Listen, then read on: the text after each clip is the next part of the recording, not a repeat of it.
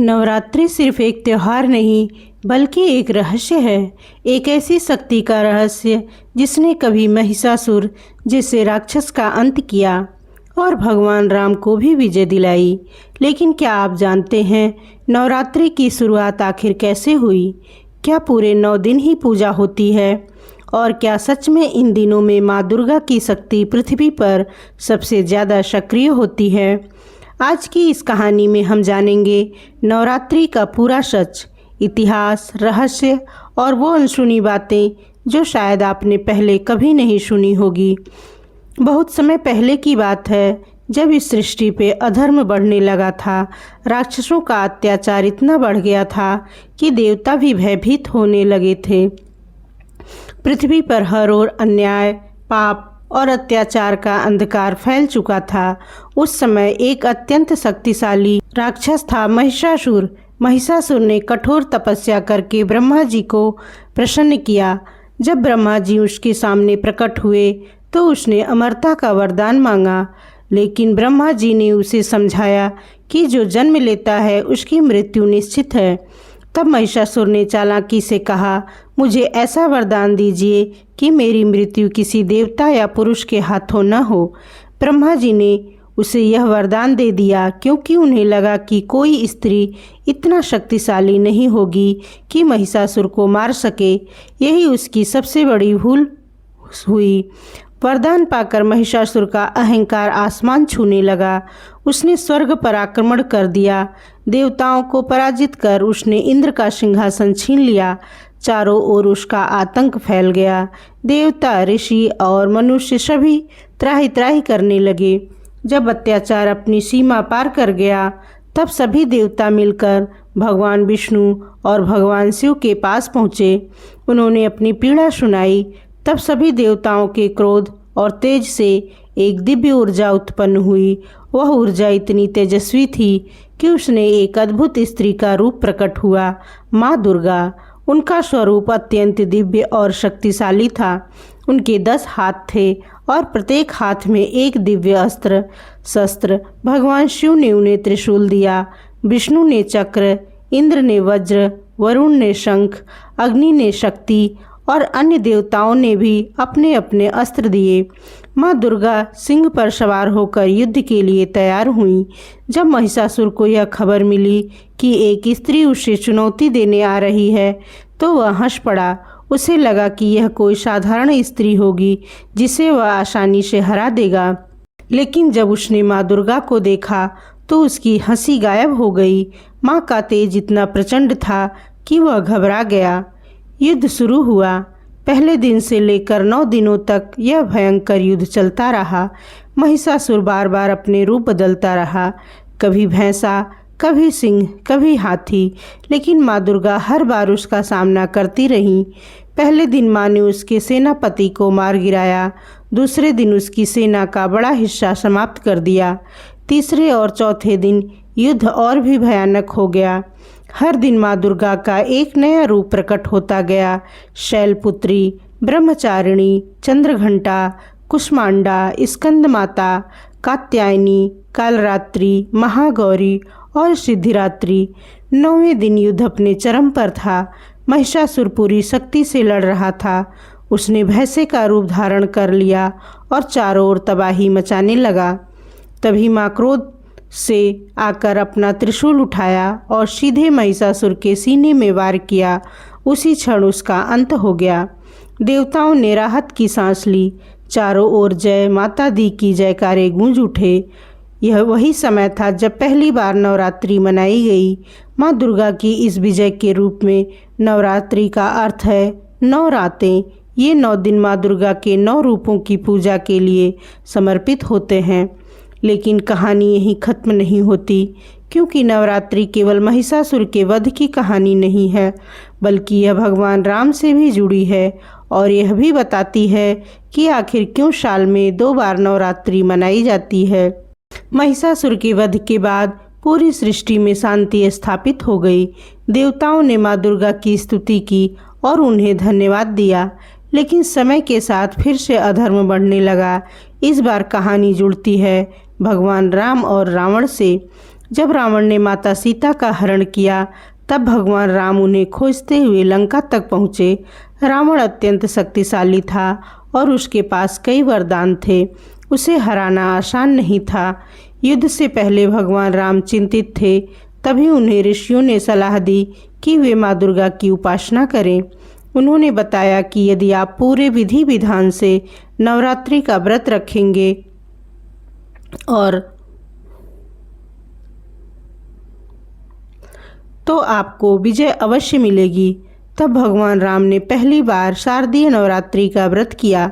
उन्होंने 9 दिनों तक माँ दुर्गा की कठोर साधना की। यह समय बहुत महत्वपूर्ण था क्योंकि पहले नवरात्रि मुख्य रूप से बसंत ऋतु में मनाई जाती थी, लेकिन राम जी ने इसे शरद ऋतु में किया, इसीलिए इसे अकाल बोधन भी कहा जाता है। 9 दिनों तक उन्होंने माँ के अलग अलग रूपों की पूजा की। हर दिन वे पूरे श्रद्धा और नियम से उपवास रखते, मंत्र जाप करते और यज्ञ करते। 8वें दिन यानी अष्टमी के दिन उन्होंने कन्या पूजन किया। छोटी छोटी कन्याओं को माँ का रूप मानकर उन्हें भोजन कराया और आशीर्वाद दिया। 9वें दिन माँ दुर्गा प्रसन्न हुई। उन्होंने भगवान राम को दर्शन दिए और आशीर्वाद दिया, तुम्हारी विजय निश्चित है। इसके बाद 10वीं के दिन, जिसे हम विजयादशमी कहते हैं, भगवान राम ने रावण का वध कर दिया। इस तरह नवरात्रि का यह पर्व बुराई पर अच्छाई की जीत का प्रतीक बन गया।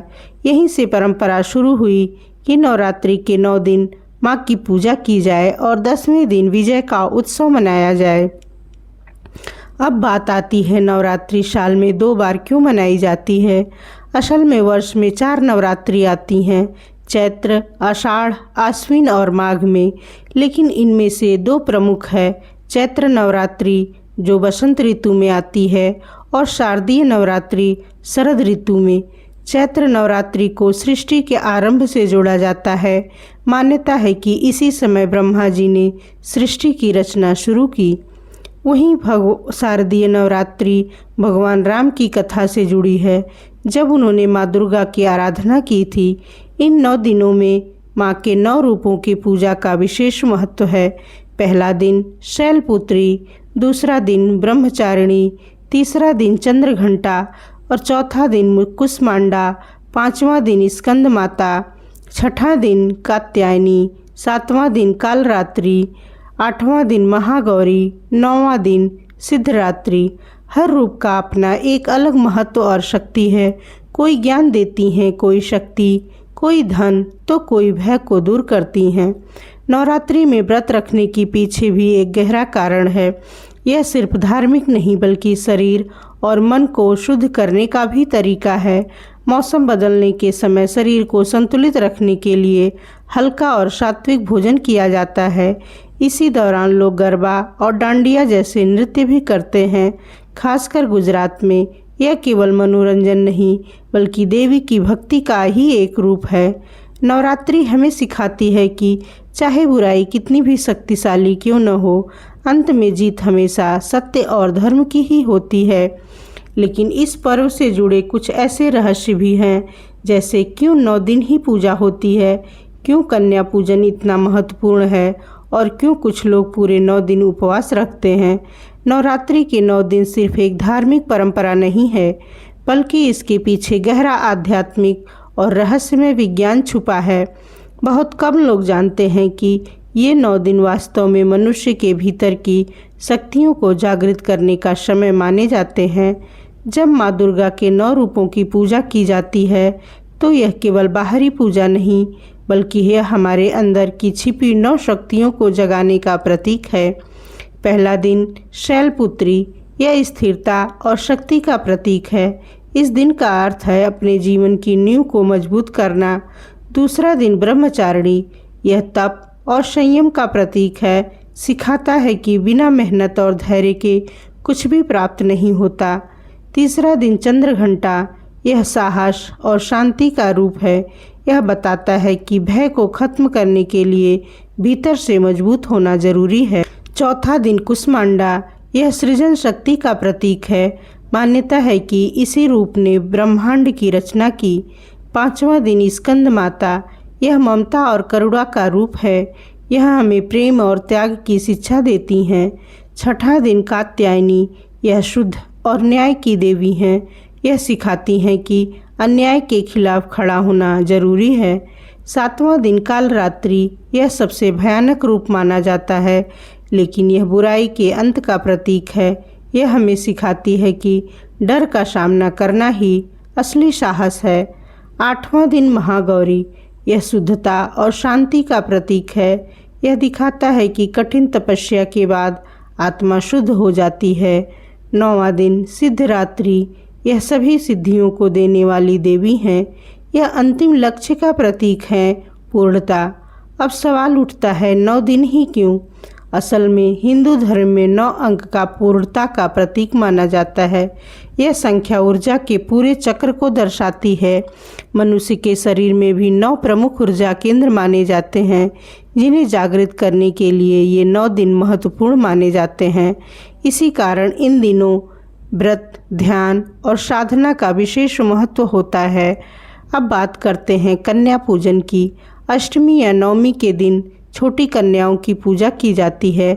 उन्हें देवी का रूप माना जाता है। यह परंपरा हमें सिखाती है कि शक्ति का असली रूप नारी है। जब छोटी छोटी बच्चियों को सम्मान दिया जाता है तो यह केवल पूजा नहीं होती, बल्कि समाज को एक संदेश होता है। नारी का सम्मान ही सच्ची भक्ति है। नवरात्रि में व्रत रखने के पीछे भी एक वैज्ञानिक कारण है। यह समय मौसम बदलने का होता है, जब शरीर को हल्के और शुद्ध होने भोजन की ज़रूरत होती है। फल, दूध और सात्विक आहार जो शरीर को शुद्ध करने का काम करते हैं। इसके अलावा लगातार 9 दिन तक ध्यान और पूजा करने से मन शांत होता है और मानसिक शक्ति बढ़ती है। कुछ लोग पूरे 9 दिन उपवास रखते हैं, तो कुछ केवल पहला और आखिरी दिन। यह व्यक्ति की श्रद्धा और क्षमता पर निर्भर करता है। अब एक और रहस्य, नवरात्रि के दौरान कई जगहों पर अखंड ज्योति जलाई जाती है। यह ज्योति केवल एक दीपक नहीं होती, बल्कि यह लगातार जलती हुई आस्था और विश्वास का प्रतीक होती है।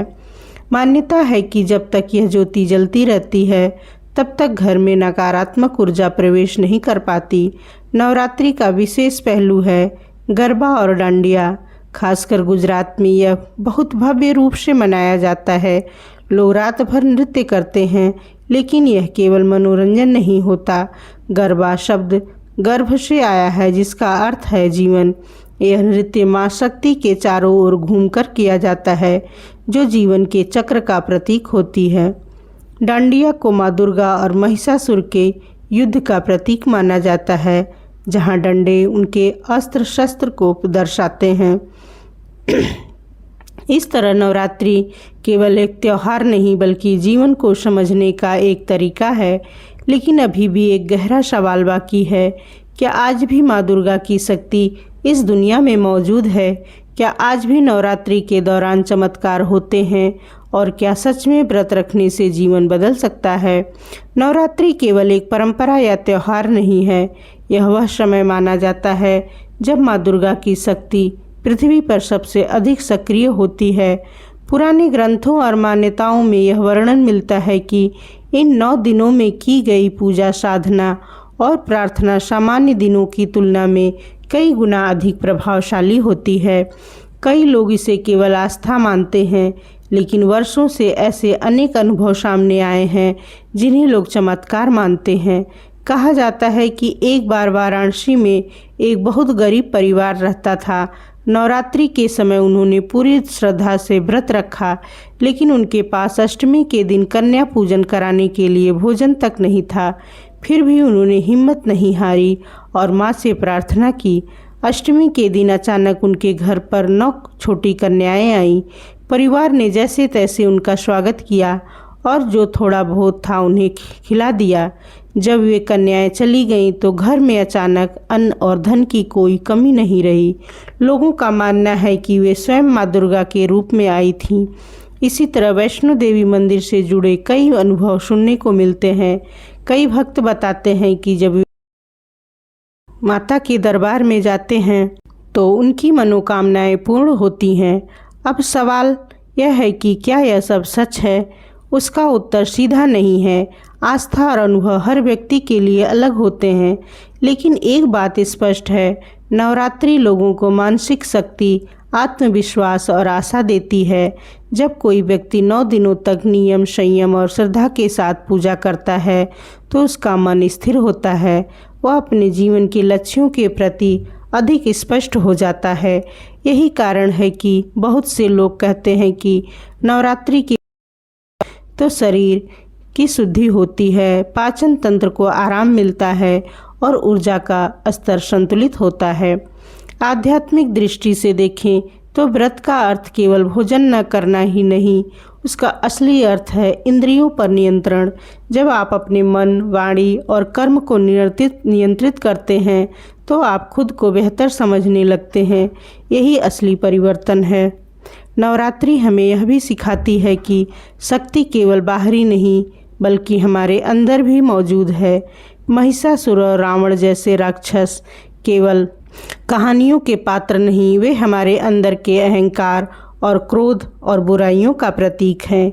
और माँ दुर्गा उस शक्ति का प्रतीक है जो इन बुराइयों को खत्म कर सकती हैं। जब हम नवरात्रि मनाते हैं तो वास्तव में हम अपने अंदर की बुराइयों के खिलाफ एक युद्ध लड़ते हैं। 9 दिन की यह यात्रा हमें सिखाती है, पहले खुद को मजबूत बनाओ, फिर अपने डर का सामना करो और अंत में अपने जीवन को शुद्ध और सफल बनाओ। 10वें दिन यानी विजयदशमी यह याद दिलाता है कि अगर आपने सच्चे मन से प्रयास किया है तो जीत निश्चित है। इसलिए नवरात्रि आज भी उतनी ही श्रद्धा और भक्ति के साथ मनाई जाती है जितनी हजारों साल पहले मनाई जाती थी। यह त्यौहार सिर्फ देवी की पूजा नहीं बल्कि आत्म परिवर्तन की यात्रा है। तो यह थी नवरात्रि की पूरी कहानी, आस्था, शक्ति और आत्म परिवर्तन की एक अद्भुत यात्रा। अगर आपको यह कहानी पसंद आई हो तो वीडियो को लाइक करें, चैनल को सब्सक्राइब करें और कमेंट में ज़रूर लिखें जय माता दी। ऐसे ही और रहस्यमय प्रेरणादायक कहानियों के लिए जुड़े रहें। तो चलिए फिर मिलते हैं अगली ऐसी ही रहस्यमय और प्रेरणादायक कहानियों के साथ। तब तक के लिए धन्यवाद।